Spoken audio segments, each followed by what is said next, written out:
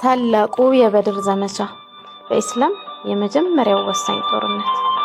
የዘመቻው ምክንያት የቁረይሽ ቅፍለት ከመካ ወደ ሻም ሲጓዝ ከነብዩ ሰለላሁ ዐለይሂ ወሰለም ማምለጡ ይታወሳል። ከሻም ወደ መካ መመለሻ ጊዜው ሲቃረብ የአላህ መልእክተኛ ሰለላሁ ዐለይሂ ወሰለም ጦልሃ ቢን አብደላህ እና ሰዕድ ቢን ዘይድ የተባሉ ባልደረቦቻቸውን የቅፍለቱን ወሬ ያጣሩላቸው ዘንድ ላኳቸው። ሀውራ ከተባለ ቦታ ሲደርሱ አቡ ሱፊያን ቅፍለቱን እየመራ ሲያልፍ ተመለከቱት። በፍጥነት ወደ መዲና በመመለስ ለአላህ መልእክተኛ ሰለላሁ ዐለይሂ ወሰለም ነገሯቸው። ወደ በድር እያመራ መሆኑንም ጠቆሟቸው። ቅፍለቱ የመካውያንን በርካታ ገንዘብ ተሸክሟል። ከ50,000 የወርቅ ዲናር የማያንስ ንብረት የተጫነባቸው 1,000 ገመሎች ነበሩት። ጠባቂዎቹ ከ40 ሰዎች አይበልጡም። በቁረይሾች ላይ ብርቱ የኢኮኖሚ በትር ለማሳረፍ ለሙስሊሞች ወርቃማ ዕድል ነበር። በመሆኑም የአላህ መልእክተኛ ሰለላሁ ዐለይሂ ወሰለም የቁረይሾች ቅፍለት አልፏል፣ ብዙ ሀብት የያዘ ነው፣ ስለዚህ አላህ ይቸራችሁ ይሆናል በማለት አወጁ። ሰዎች እንዲዘምቱ አላስገደዱም። ምክንያቱም በቅፍለቱ ምትክ ከመካ ግዙፍ ሰራዊት ጋር በድር ላይ እንጋፈጣለን ብለው አልገመቱም ነበር። በመሆኑም ብዙ ሰሃቦች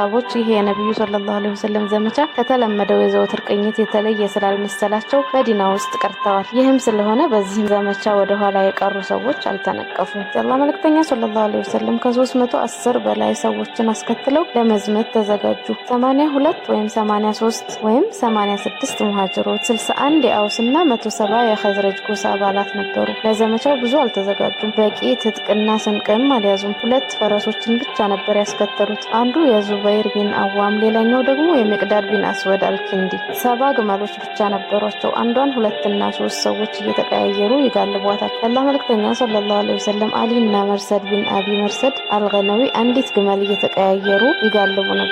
የአጠቃላይ መሪነቱን አርማ ለሙስዓብ ቢን ዑመይር ሰጡት። ቀለሙ ነጭ ነበር። ሰራዊታቸውን በ2 ብርጌዶች ከፈሉ። የሙሃጅሮች ብርጌድ አንደኛው ሲሆን አርማው ለአሊ ቢን አቢ ጣሊብ ተሰጠ። የአንሷሮች ብርጌድ ሁለተኛው ሲሆን አርማው ለሰዕድ ቢን ሙዓዝ ተሰጠ። ሁለቱም አርማዎች ቀለማቸው ጥቁር ነበር። በቀኝ በኩል ዙበይር ቢን አዋም፣ በግራ በኩል ሚቅዳድ ቢን አምር እንዲመሩ ተደረገ። አሁን ቀደም እንደገለጽነው በሰራዊት ውስጥ ፈረሰኞች 2 ብቻ ነበሩ። የመሃለኛውን ክፍል ቀይስ ቢን አቡ ሶዕሶዕ እንዲመራ አደረጉ። የሰራዊቱን የበላይ አመራር እርሳቸው ያዙ። የአላህ መልእክተኛ ሰለላሁ ዐለይሂ ወሰለም የተሟላ ዝግጅት ያላደረገውን ሰራዊታቸውን ይዘው ከመዲና በመውጣት ወደ መካ የሚያደርሰውን ዋናውን መንገድ ይዘው ይጓዙ ጀመር። ረውሃ ከተባለ ጉድጓድ አጠገብ ሲደርሱ ረፍት አደረጉ። ከዚያም ወደ መካ የሚወስደውን መንገድ ወደ ግራ በመተው ወደ ቀኝ ታጥፈው ወደ በድር አቅጣጫ አመሩ። ረህቀን የተባለውን ሸለቆ አግድም በማቋረጥ ቁልቁል ተጓዙ። ሶፍራ ከተባለው ቦታ አጠገብ ሲደርሱ ሰፈሩ። በሲስ ቢን አምር አልደሃኒና አደይ ቢን አቢ ዘግባ አልጃህኒ የተባሉ ባልንጀሮቻቸውንም የቅፍለቱን ወሬ ያመጡ ዘንድ ወደ በድር ላኳቸው። በአቡ ሱፊያን የሚመራው ቅፍለት በከፍተኛ ጥንቃቄ ነበር የሚጓዘው። የመካ መንገድ በአደጋዎች የተሞላ መሆኑን ያውቃል። ወሬዎችን ያነፋንፍ ነበር። መንገደኞችን ይጠይቅ ነበር። መሐመድ ባልደረቦቹን ይዞ ቅፍለቱን ለማጥቃት ተንቀሳቅሰዋል የሚል ወሬ እንደደረሰው ወይም ይህ አደጋ እንደተሰማው አቡ ሱፊያን ለመካውያን ቅፍለታችሁን ከሙሐመድና ከባልንጀሮቹ አድኑ የሚል መልእክት ፈጥኖ ያደርስላቸው ዘንድ ደምደም ቢን አምር አልገፋሪን ወደ መካ ላከው። ደምደም ፈጥኖ በመጓዝ መካ ደርሶ ከሸለቆው መሃል ከግመሉ ላይ በመቆም አፍንጫውን ቆርጦ ኮርቻውን አዙሮና ልብሱን ቀዶ ቁረይሾች ሆይ መከራ መጣባችሁ። ከአቡ ሱፊያን ጋር ያለው ገንዘባችሁን ሙሐመድና ባልንጀሮቹ ሊያጠቁ ተቃርበዋል። ታገኙታላችሁ ብዬ አላስብም። እርዳታችሁን በማለት ጮኸ። አረቦች በባህላቸው የከበደ አደጋ መምጣቱን ለማሳየት እነዚህን ድርጊቶች ይፈጽሙ ነበር። መካውያን ይህንን መልእክት እንደሰሙ ለመዝመት ይጣደፉ ጀመር። ለሙሐመድና ለባልንጀሮቹ ይህ ቅፍለት እንደ ኢብን አልሐድረሚ ቅፍለት ቀላል መሰላቸውን? ፍጹም በአላህ እንምላለን፣ ይህስ አይሆንም እያሉ ይዘገጃጁ ጀመር። ከሁለት ሁኔታዎች ውጪ የሆነ የለም። ከፊሉ ራሱ ለመዝመት ወስኗል፣ ከፊሎቹ ደግሞ በምትካቸው ሰው ልከዋል። ሁሉም በዘመቻው ተሳትፈዋል። ከባላባቶቻቸው መካከል ከአቡ ለሃብ ውጪ ወደ ኋላ የቀረ አልነበረም። ለእርሱም አንድ ባለዕዳው ቦታውን ሸፍኖለታል። በዙሪያቸው የሚገኙ የአረብ ጎሳዎችንም አስተባብረዋል። ከቁረይሽ ጎሳ አባላት መካከል በኒ አድናኖች ብቻ ተነጥለው ቀሩ። አንድም አባላቸው አልተሳተፈም። የመካውያን ሰራዊት 1300 ያህል ተዋጊዎችን ይዞ ተነሳ። 100 ፈረስ፣ 600 የጦር ልብስ ወይም ጡሩራ እና ቁጥራቸው በውል የማይታወቅ ብዙ ግመሎች ነበሩት። የጦሩ አጠቃላይ መሪ አቡ ጀህል ሲሆን ከስሩ 9 የቁረይሽ ባላባቶች ተሰልፈዋል። በየቀኑ ከ9 እስከ 10 ግመሎችን እያረደ ይመገባል። ሰራዊቱ ሊንቀሳቀስ ሲል ቁረይሾች በእነርሱና በበኒ በክር መካከል ያለው ጥል ታወሳቸው። ይህ ጎሳ ከኋላ እንዳያጠቃቸውና በሁለት እሳቶች መሃል እንዳይለበለቡ ሰጉ። ይህ ስጋት ከዘመቻ ሊያስቀራቸው ተቃርቦ ነበር። ግና ዲያብሎስ በበኒ ኪናና ጎሳ አለቃ በሱራቃ ቢን ማሊክ ቢን ጃእሸም አልመድለጅ ተመስሎ በመምጣት በኒ ኪናናዎች ከኋላ እንደማያጠቋችሁ እኔ ዋስትና ሰጣችኋለሁ አላቸው። በዚህ ጊዜ አላህ እንደገለጸው በኩራት ተኮፍሰው በይዩልኝ ስሜት ተሞልተውና ከአላህ መንገድ ሰዎችን የማገድ ዓላማ አንግበው ተንቀሳቀሱ። አላህ መልእክተኛ ሰለላሁ ዐለይሂ ወሰለም እንደገለጹትም እስከ አፍንጫቸው ታጥቀው አላህንና መልእክተኛውን ሰለላሁ ዐለይሂ ወሰለም ለመቀናቀን ቅፍለታቸውን በተዳፈሩባቸው ሙስሊሞች በአላህ መልእክተኛና ሰለላሁ ዐለይሂ ወሰለም በባልደረቦቻቸው ላይ ያላቸው ጥላቻ አይሎ ዘመቱ። በስተሰሜን አቅጣጫ ወደ በድር በፍጥነት አቀኑ። በአሰፋን ሸለቆ በቀደድ ከዚያም በጀህፋ አድርገው ተጓዙ። በዚህን ጊዜ ከአቡ ሱፊያን የዘመታችሁት ግመሎቻችሁን ሰዎቻችሁንና ገንዘባችሁን ለማዳን ስለሆነ አላህ አድኖላችኋልና ተመለሱ የሚል መልእክት ደረሳቸው። አቡ ሱፊያን በዋናው መንገድ ላይ በከፍተኛ ጥንቃቄ ይጓዝ ነበር። ወሬ የማፈላለግ እንቅስቃሴውንም ጨመረ። በድር አካባቢ ሲደርሱ ከቅፍለቱ በመቅደም መጅድ ቢን አምር የተባለ ሰው አገኘ። ስለ መዲና ጦር ጉዳይም ጠየቀው። እንግዳ የሆነ ነገር አላየሁም፣ ግና 2 ፈረሰኞች ወደዚህ ኮረብታ አቅንተው ከውሃ መያዣቸው ውሃ ጠጥተው ሲሄዱ አይቻለሁ አለው። አቡ ሱፊያን ሰዎች ያረፉበት ወደ ተባለው ቦታ ፈጥኖ በመሄድ የግመሎቻቸውን በጠጥ አስተዋለ። ከውስጡም አንዳች ነገር አገኘበት። በአላህ እምላለሁ የየስሪብ መኖ ነው አለና በፍጥነት ወደ ቅፍለቱ በመሄድ መንገድ ቀየረ። ይኸውም በበድር በኩል የሚያልፈውን ዋናውን መንገድ በስተግራ በኩል በመተው በስተ ምዕራብ አቅጣጫ አቀና። በዚህ መልኩ ቅፍለቱን ከመዲና ሰራዊት እጅ ከመውደቅ አዳነ። ለመካውያኑም የቅፍለቱን ከጥቃት የመዳን ዜና አበሰረ።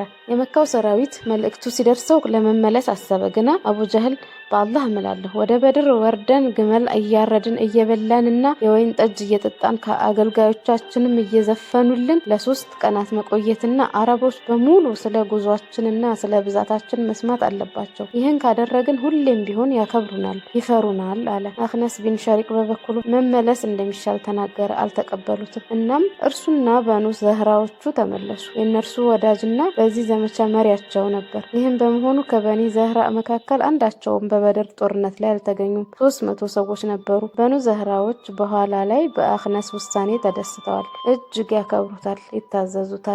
በኑ ሐሺሞችም መመለስ ፈልገው ነበር። አቡ ጀህል ግን ካልተመለስን አትመለሱም በማለት ሞገታቸው። በኑ ዘህራዎች ከተመለሱ በኋላ ሰራዊቱ 1000 አባላቱን ይዞ ጉዞውን ወደ በድር ቀጠለ። ከበድር አጠገብ ሲደርስም ከበድር ሸለቆ ዳርቻ ላይ በታችኛው አቅጣጫ ከሚገኝ ኮረብታ አጠገብ ሰፈረ። ለቅኝት የተላኩት የሙስሊሞች ወታደሮች ለአላህ መልእክተኛ ሰለላሁ ዐለይሂ ወሰለም የቅፍለቱን እንቅስቃሴና የመካውያኑን ዘመቻ አስመልክተው ያገኙትን መረጃ ነገሯቸው። ሰራዊቱ ዘፈራን ሸለቆ ውስጥ ገና በጉዞ ላይ ነበር። መልእክተኛው ሰለላሁ ዐለይሂ ወሰለም የደረሳቸውን መረጃ በጥንቃቄ ከመረመሩ በኋላ ደም አፋሳሽ ውጊያ እንደማይቀርና ጀግንነት የተሞላበት እርምጃ አስፈላጊ መሆኑን ተረዱ። ምክንያቱም የመካውያን ሰራዊት በአካባቢው እንዳሻው እንዲፈነጭ መተው፣ የቁረይሽን ወታደራዊ ቦታ ማጠናከር፣ የፖለቲካዊ ተጽዕኖ ክልሉ እንዲሰፋ መፍቀድ፣ የሙስሊሞችን ክብር ማሳነስና ማዋረድ ይሆን ነበር። ከዚህም አልፎ እስላማዊ እንቅስቃሴ ከዚህ በኋላ ህይወት አልባ ይሆናል። በአካባቢው እስልምና ጥላቻ ያለው ሁሉ በቀላሉ ይዳፈረዋል። በተጨማሪም የመካውያኑ